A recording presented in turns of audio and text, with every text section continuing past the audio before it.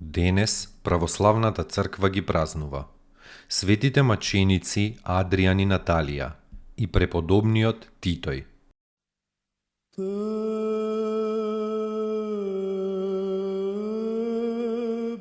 Светите маченици Адријан и Наталија биле маж и жена и двајцата од благороден и богат род од Никомидија. Адријан бил началник на писарот и незнабожец, а Наталија била тајна христијанка. Двајцата млади живееле во брак само 13 месеци до мачеништвото.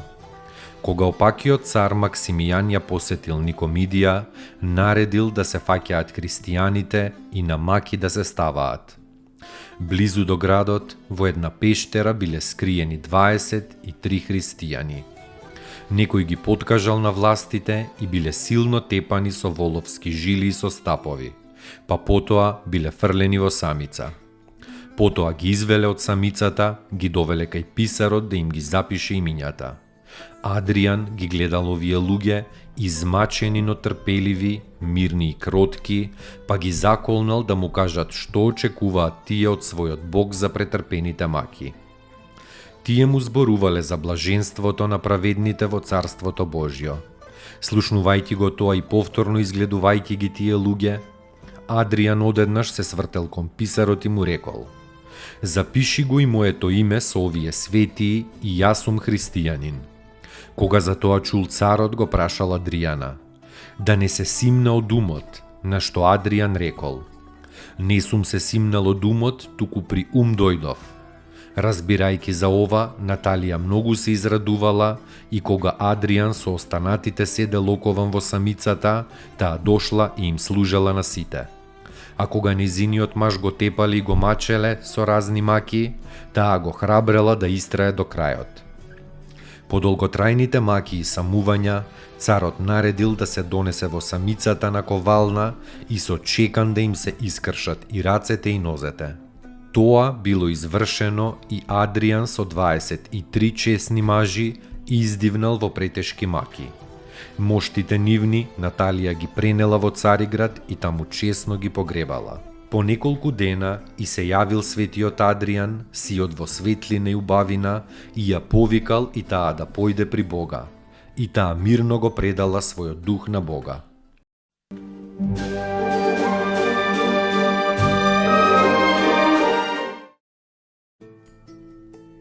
Поуки од светите отци. Според светот што го носи во себе, човекот суди за светот околу себе. Свети Јустин Келиски.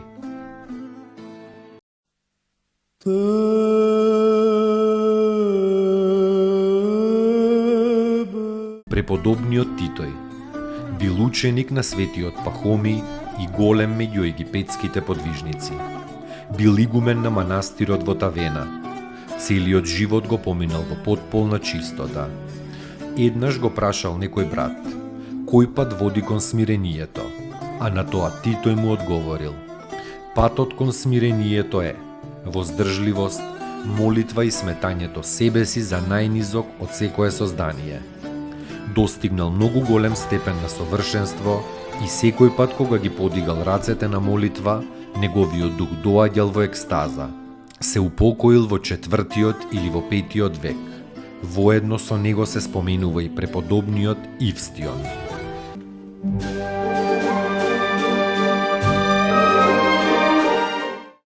Поуки од светите отци. Сиот наш живот е прекрасна тајна, позната единствено на Бог. Тој се одвива чудесно по некаков таинствен план, кој што не го забележуваме и не го разбираме. Секогаш и во се постои некаква поврзаност на околностите, но целта на таа поврзаност нам не ни е позната. Ние го сфаќаме значењето на оваа или онаа ситуација, но во сето тоа постои длабока смисла. Нема ништо случајно во нашиот живот. Преподобен Варсануфи Оптински.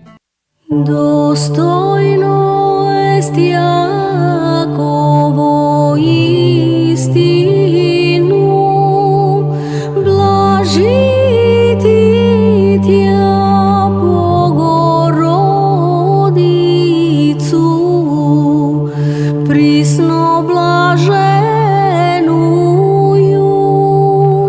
и пренепорочнују и Матер Бога нашего, честнейшую Херувим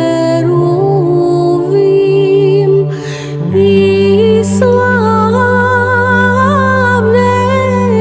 славнейшую без сравнения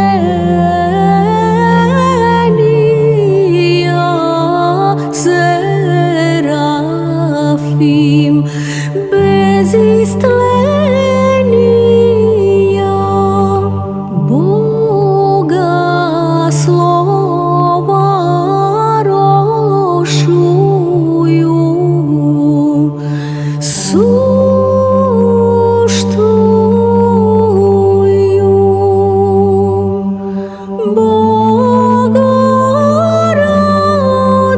Богородицу, Тја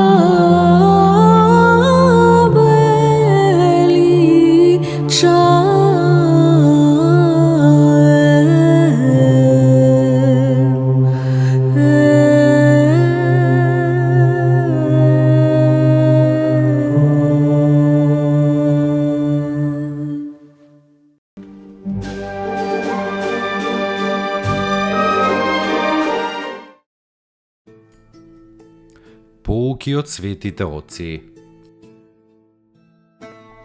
Никогаш не сум видел никој да се поправи преку гнев, туку секогаш преку љубов. Тогаш тој е спремен дури и на жртва. Значи така треба да постапуваш. Земи се себе си за пример, како се смируваш со викање или со љубов. Свети Јосиф Исихаст.